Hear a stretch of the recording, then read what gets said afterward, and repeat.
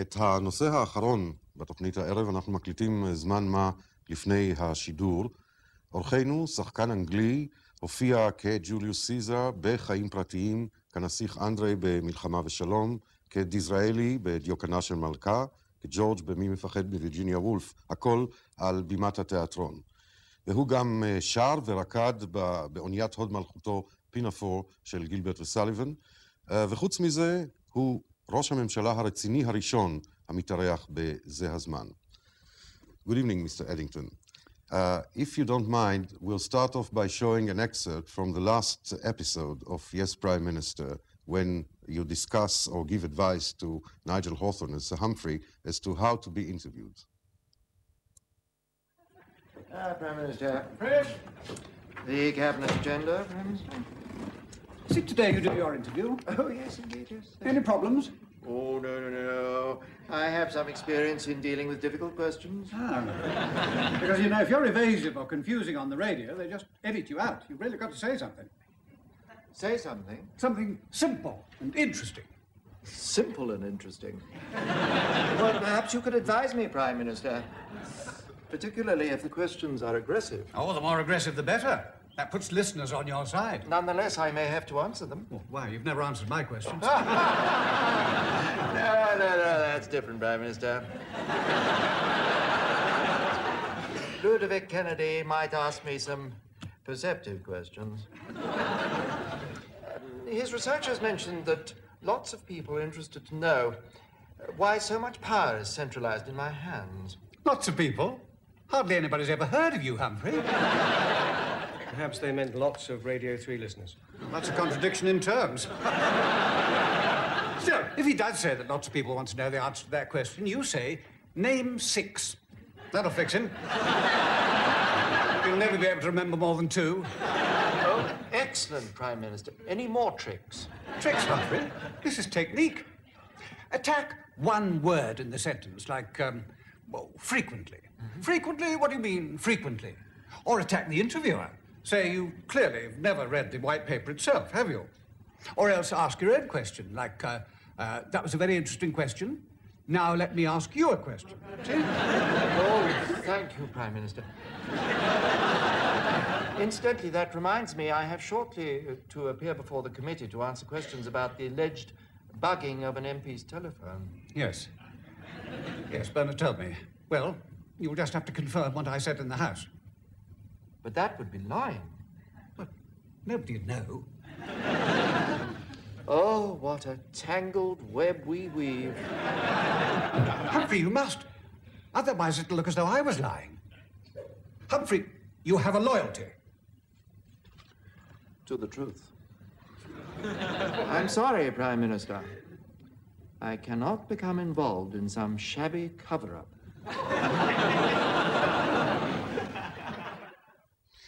Yes. Well, perhaps this is an interview, and you're full of, or you were full of, ideas for tricks. I wonder if I'll say the word frequently in the next question, if you can do anything with it, but because it's not true. I was going to ask you for the reason of your visit to Jerusalem. That's a very interesting question. Now, let me ask you a question.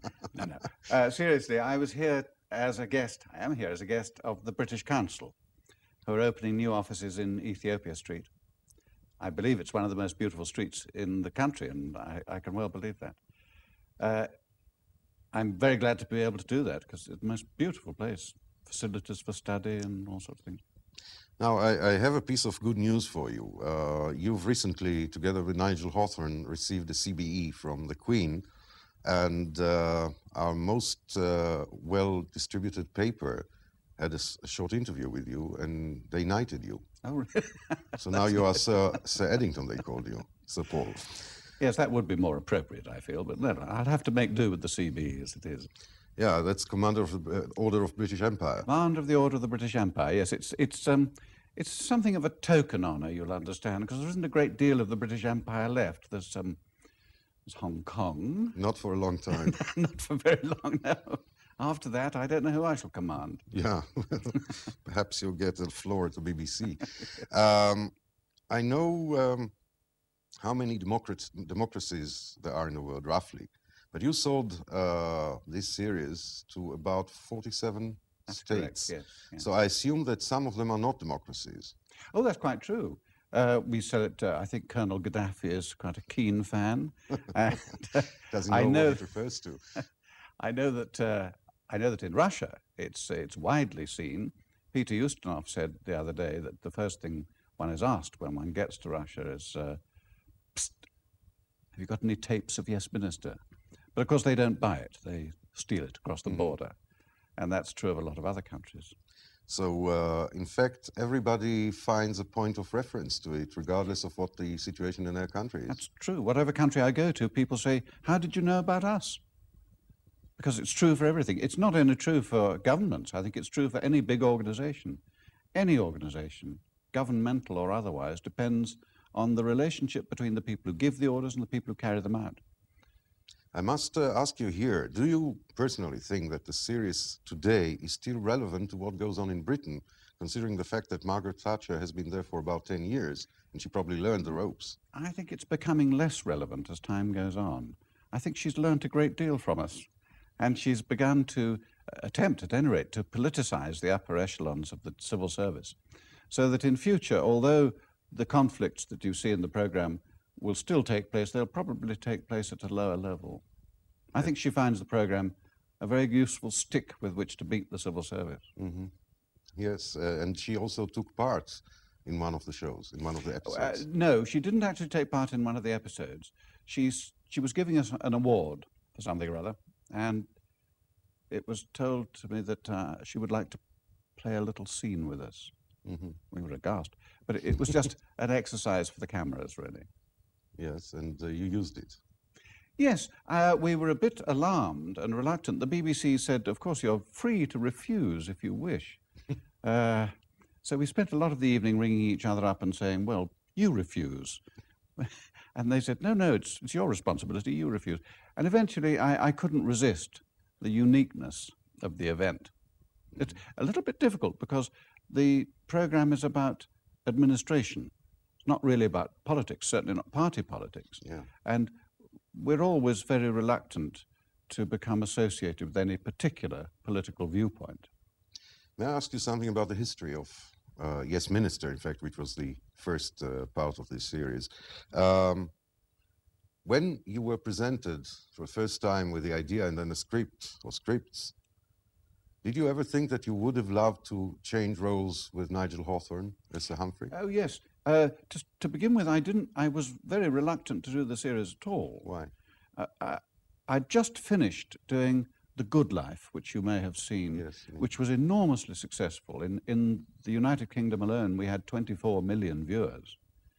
And I thought it would be a pity, professionally, to be seen in a not such a successful show. And I wasn't sure that it would be successful. However, You thought that politics won't interest people? Well, I thought it's about British politics and administration, and it doesn't sound a very attractive idea, and it sounds very parochial. I thought only half a dozen British people will be interested anyway. Of course, I was very wrong. Listeners to Radio 3 in the last episode, Yes. probably. But when I did decide that I would like to do it, because it did amuse me and interested me, I said that I thought I'd prefer to play Sir Humphrey, because he'd got all those wonderful long speeches and he had the last line in every episode. But I was persuaded by the authors who said, well, in fact, Sir Humphrey is the only character who has to remain exactly the same throughout the series, whereas Jim Hacker actually has to develop throughout it. He has to come in as a complete beginner, completely ignorant of how these things work, find out how to do things, rather like the Hollywood producer who was said to be a mouse learning to be a rat. And eventually Dealing with cats. win more of the rounds from Sir Humphrey. On the other hand, I suppose it's not that easy to learn so many pompous declarations that are meaningless, that are so long for each program. No. Well, that's just a refinement of the torture, the length of the speeches and the difficulty of them, because we have very, very little time to prepare each episode. We have 1 week only, and it doesn't really work unless Sir Humphrey and I are on the screen at the same time, usually, either one or the other, or preferably both of us, which means that we have between 50 and 60 foolscap pages of dialogue to learn in the first 2 days of each week. And you don't use any means of reading from somewhere? No. Never? I have done on about 2 occasions. On one occasion, I had a very difficult telephone conversation in which I was able to look into the distance, and I actually had some of the key words written for me. And on another occasion, I used a video prompter because I was being interviewed on television. Ah, well. So, and I was able to speak directly into the camera. And what about Nigel Hawthorne? Did he ever... No, he won't. He feels that he's betraying his muse if he cheats at all. I've often said to him, Nigel, because he gets terribly worried about it, as you may imagine, and nervous. And I've often said, now look, when the cameras are shooting over my shoulder, I can have the whole lot written out and pinned to my coat. But he won't do it. He didn't trust you, probably, that you remember to do that. Maybe not. Yes. No. I don't know if I would. Now, you probably visit many countries, and people recognize you immediately. Yes, that's so. Yeah. I wonder how people react to you. Do they react to you as Mr. Addington, actor, or as Jim Hacker? Oddly enough, the ordinary person in the street doesn't identify me all that closely. They may say, oh, it's the minister, but they don't really think I'm a minister, which, you know, you might sometimes expect, because television viewers do tend to identify actors with the roles they play.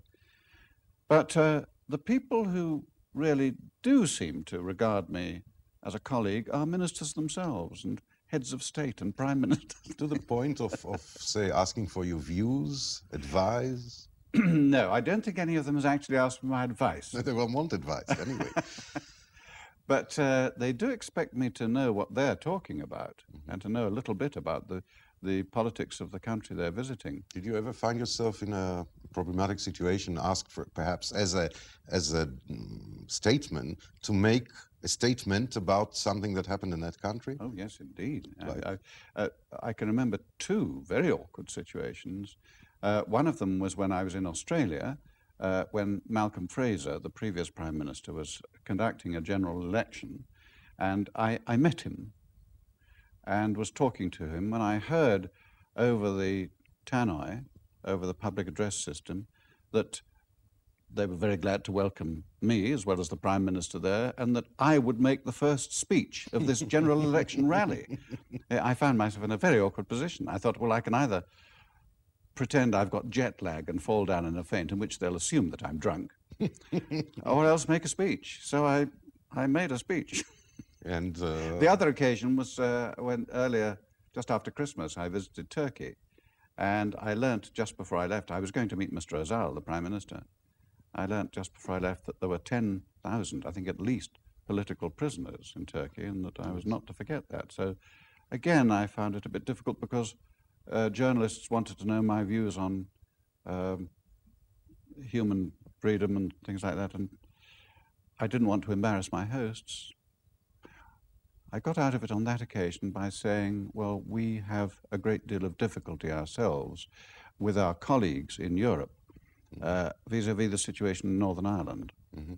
And sometimes we're criticized and we find it difficult to refute the criticisms. And I said, I know Turkey is very keen to be a member of the European community, and Turkey might itself find itself in some difficulty. Mm-hmm. I think Sir Geoffrey Howe will probably be engaging me as an ambassador. Possibly will happen. Would you accept such a position? Certainly not, no. Perhaps as a scriptwriter. Maybe, yes. If Sir Humphrey will come along too. Yeah. Yes. Well, he can get away. Does he remember all these very difficult phrases that he used? Yes, a very odd thing about his memory. He can remember all those extraordinary long speeches to this very day. So he can't go wrong ever. I hope not. What I should have asked you now is something about the situation in Israel, but I won't. That's rather like asking one of our ministers to become Minister for Northern Ireland. Yeah, that's the worst punishment. I think for me to make an observation on Israeli politics would be what Sir Humphrey would call courageous. It's terrible. Terrible thing. Now, I understand that this episode that we've seen at the beginning of this interview is the last that has been recorded. Yes. Are there going to be others? I think it's doubtful. I think for one reason, Mrs. Thatcher has probably made our series somewhat irrelevant because she does things rather differently. And for another reason, the authors themselves feel that they've reached a point where they've said all they can about those sort of situations in that sort of way, and they might start to go round in circles, and that would be a pity. Incidentally, Mrs. Thatcher has said that how much she admires Sir Humphrey. The man who plays it is absolutely spot on, a person she feels she could work with. The man who plays the Prime Minister, not quite so convincing. Aha. So perhaps he should stand for Parliament in the hope of getting to be Prime Minister. I'm too old, and thank have your goodness. What do you mean you're too old? But in this country, they say let him wait 10, 15 years. You're very young for a politician in Israel. Thank you. You say that to all of them, I expect. No, some of them it's impossible. There are cameras there. Anyway, Paul Addington, thank you very much indeed. Thank you. וכאן אנחנו מסיימים את התוכנית הערב. לילה טוב ולהתראות.